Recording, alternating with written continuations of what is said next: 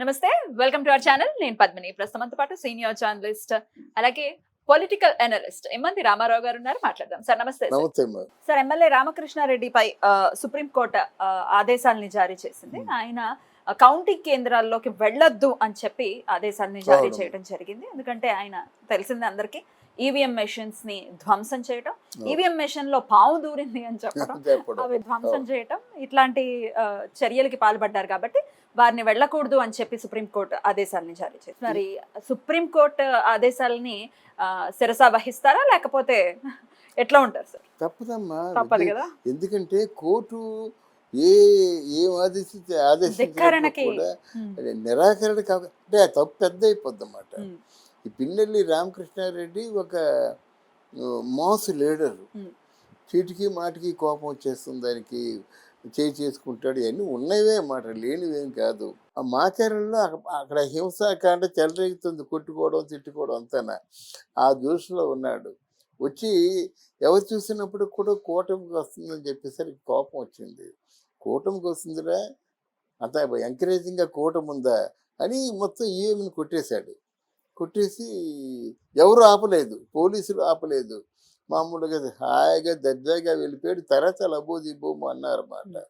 అంటే వాడు చెప్పాడు అందులో పాము ఉంది, అంటే ప్రజలు ఏమొద్దు హాని కలుగుతుందని నేను చంపాను అంటాడు. మరి చంపినప్పుడు ఆ పాము ఎక్కడికి వెళ్ళిపోయిందో కనిపించాను కదా అని ఈయన చెప్పారు. మొత్తానికి అది పుకారులా తెలిసిపోయింది. ఈయన చేసిన తప్పేంటంటే జరిగిన పొరపాటు, ఇది కూడా హ్యామ్ కేసు ఇలాగే జరిగిన పొరపాటు ఇలాగ అయిపోయిందని చెప్పుకోవడానికి భయం, లేదు. ఇక్కడ వైఎస్ఆర్సీపీ కూడా పెద్ద పట్టించుకోలేదు. ఈయన ఏం చేశాడంటే కేసు పెడదామని, రివర్స్లో కేసు పెడదామని ప్రయత్నం చేశాడు. తర్వాత పోలీసులకి దొరకకుండా ఎక్కడికైనా వెళ్ళిపోదామని మద్రాసులో తలదాచుకున్నాడు, బెంగళూరులో తలదాచుకున్నాడు. పోలీసులు తిరిగి విసిగి వేసారిపోయి ఇంకా ఫర్దర్ యాక్షన్ కోసం అన్నమాట. అప్పుడు పిన్నెల్లి రామకృష్ణారెడ్డి మీదేమో కేసు పెట్టారన్నమాట.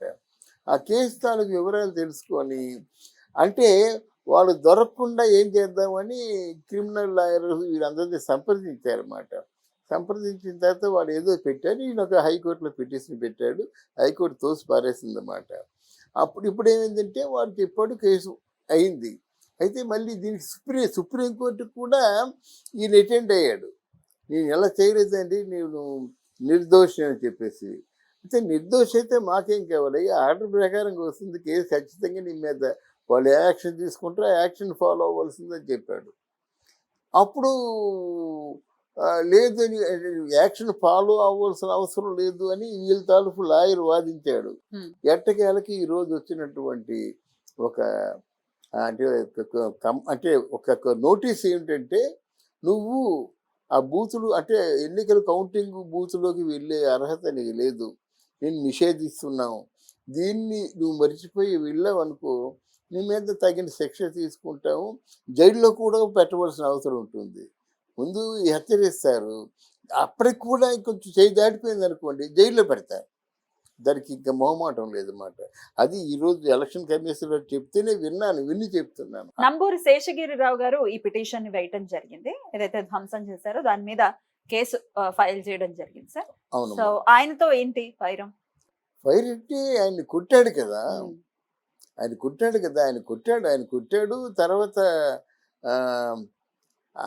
తిట్టాడు. తర్వాత ఏంటంటే ఆయనకి ప్రాణహాని కలిగించే విధంగా కూడా ప్రవర్తించాడు. అందుకని కేసు పెట్టాడు ఆయన. లేకపోతే ప్రాణం విసిగిపోయి ప్రాణం చివుక్కుమని కేసు పెట్టాడు. ఆ కేసులో జరిగిన పర్యవసానాలు అనేది ఇలా జరుగుతుందన్నమాట. ఇక్కడే కాదు, మాచర్లలోనే కాదు, ఆ గురజాల ఆ ప్రాంతాలన్నీ అలాగే ఉన్నాయి. తెనాల్లో కూడా అలాగే ఉంది. మన ఇక్కడ పిఠాపురం అయితే లెక్కే లేదు. అక్కడ చంద్రగిరి చెవిరెడ్డి భాస్కర్ రెడ్డి వాళ్ళకు కొడుకు వీళ్ళందరూ హత్యా ప్రయత్నాలు, కొట్టేయడం, ఆలగడ్డ ఒకటి, ఇవన్నీ బాగా అంటే చట్టాన్ని చేతిలో తీసుకొని వాళ్ళు ఏదో కొంచెం దౌర్జన్యంగా ప్రవర్తించాలంటే వీళ్ళు ముందే అందరూ హెచ్చరించడం వల్ల ఇప్పుడు ఎలక్షన్ కమిషనర్ కూడా సీరియస్గా ఉన్నాడు. అలాగే పోలీస్ కూడా సీరియస్గానే ఉన్నాడు. ఈరోజు ఎలక్షన్ కమిషనర్ చెప్పాడు మాట, ఆంధ్రదేశంలో మొత్తం 40,000 కోట్లు పోలీసులు వచ్చారన్నమాట. అందులో 4,500 వాళ్ళని కూడా వాళ్ళు కూడా హెచ్చరించారన్నమాట. ఎవరు బయటికి రారు. ఇకపోయినట్టయితే 40,000 మన పోలీస్ బలగాల్ని తీసుకొచ్చారన్నమాట. ఎక్కడ ఏ విధమైనటువంటి గలాభా జరగడానికి వీలు లేకుండా చూశారన్నమాట. ఇంత స్ట్రిక్ట్గా ఉంది కాబట్టి పెన్నెల్ల రామకృష్ణారెడ్డి లాంటి వాడికి తప్పకుండా శిక్ష పడుతుంది. ఉమ్. ఏదైనా అంటే ఆయన లాకి అతీతంగా ఏదైనా బిహేవ్ చేశాడంటే మాత్రం శిక్ష పడుతుంది. అంటే ఇప్పుడు ఎలాగో ధ్వంసం చేసినటువంటి కేసు ఎలాగో ఉంటుంది, దాని మీద శిక్ష పడుతుంది అని అంటున్నారు. ఉంటుంది. కొట్టిన కేసు కొట్టిన ఉంటుంది, కేసు yeah. ధ్వంసం చేసిన కేసు ఉంటుంది. ఉమ్. తర్వాత అక్కడ ఆ బూత్ తాలూకు బూత్ సెక్యూరిటీగా ఉంటాడు కదా, పోలీసులు వాళ్ళు ఉంటారు కదా, వాళ్ళ మీద కూడా కేసు పడుతుంది. ఉమ్. రక్షణ కోసం అది పెట్టారు. ఉమ్. ఆ ప్రేక్షకుల్లా చూస్తున్నట్టయితే వాళ్ళకి ఏముంటుంది, ఏముండదు కదా. అంటే డెఫినెట్గా వాళ్ళు కూడా శిక్షార్హులు. ఉమ్. అది సీసీ కెమెరాలు ఉంటాయి కదా, అది ఎలక్షన్ కమిషన్ కూడా చెప్పాడు అన్నమాట. ఏంటంటే మీకు ఏదైనా ఇబ్బంది కలిగించినట్టయితే వెంటనే కేసు పెట్టేయండి, వెంటనే మాకు ఇన్ఫార్మ్ చేసేయండి, తీసుకుపోతాం అని చెప్పారన్నమాట. అంత పగడ్బందీగా జరుగుతున్నాయి ఈ ఎలక్షన్స్. ఒక రణరంగంలానే ఉండబోతుందేమో రేపటి పరిస్థితి అని అనిపిస్తుంది ఉంటుంది. ఎక్కడికక్కడ. సో ఉంటుంది. ఎట్లా సార్ మరి కరెక్ట్ అయినటువంటి రిజల్ట్ వస్తుంది అని ఎక్స్పెక్ట్ చేయొచ్చా ఇంత రణరంగమైనటువంటి అంటే పరిస్థితి? ఇక్కడ కూటమి మీద చాలా మంది ప్రజల ఎక్స్పెక్టేషన్స్ ఉన్నాయి. ఉమ్. అంతిమ తీర్పు ఇచ్చేది ప్రజలే కదా. ఉమ్. కానీ ప్రజలు ఎప్పుడైతే ఈ వైఎస్ఆర్సీపీ పోవాలి, ఆ పవన్ కళ్యాణ్ చంద్రబాబు రావాలి, పరిపాలన చంద్రబాబు తెలుసు, పవన్ కళ్యాణ్కి ఏమో పని చేయించుకోవడం తెలుసు, కనుక మన బతుకులు బాగుపడతాయినటువంటి అంటే వైసీపీ మీద వ్యతిరేకత ఎలాగా ఉందమ్మా. కానీ ఒక ఆశ ఇప్పుడు ఇప్పుడు hero of the season is only Pawan Kalyan. Um. రేపు పొద్దున్న నిజంగా ఒక ఆరా మస్తా అని చెప్పినట్టుగా పవన్ కళ్యాణ్ జగన్మోహన్ రెడ్డికి 14, 15, 16 వచ్చి పవన్ కళ్యాణ్కి ఏమో 21కి 21 వచ్చింది అనుకోండి. కేకే సర్వే లాగా కేకే సర్వేలోనే చెప్పాడు అన్నమాట.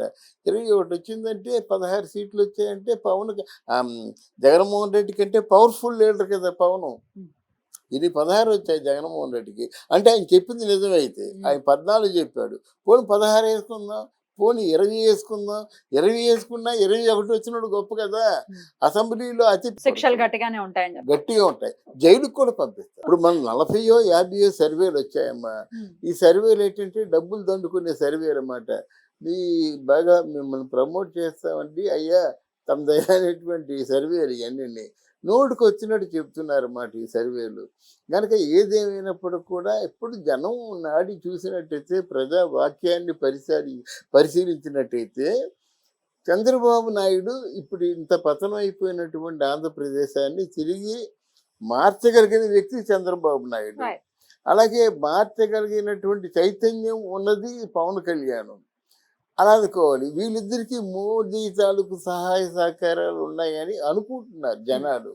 అందుకనే వాళ్ళు ఓట్లు వేశారన్నమాట.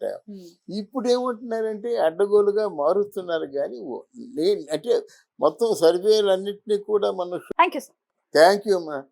ఫైర్ అంటే ఆయన కొట్టాడు కదా, ఆయన కొట్టాడు తర్వాత తిట్టాడు. తర్వాత ఏంటంటే ఆయనకి ప్రాణహాని కలిగించే విధంగా కూడా ప్రవర్తించాడు. అందుకని కేసు పెట్టాడు ఆయన. లేకపోతే ప్రాణం విసిగిపోయి ప్రాణం చివుక్కుమని కేసు పెట్టాడు. ఆ కేసులో జరిగిన పర్యవసానాలు అనేది ఇలా జరుగుతుందన్నమాట. ఇక్కడే కాదు, మాచర్లలోనే కాదు, ఆ గురజాల ఆ ప్రాంతాలన్నీ అలాగే ఉన్నాయి. తెనాల్లో కూడా అలాగే ఉంది. మన ఇక్కడ పిఠాపురం అయితే లెక్కే లేదు. అక్కడ చంద్రగిరి చెవిరెడ్డి భాస్కర్ రెడ్డి వాళ్ళకు కొడుకు వీళ్ళందరూ హత్యా ప్రయత్నాలే, కొట్టేయడం, ఆలగడ్డ ఒకటి, ఇవన్నీ బాగా అంటే చట్టాన్ని చేతిలో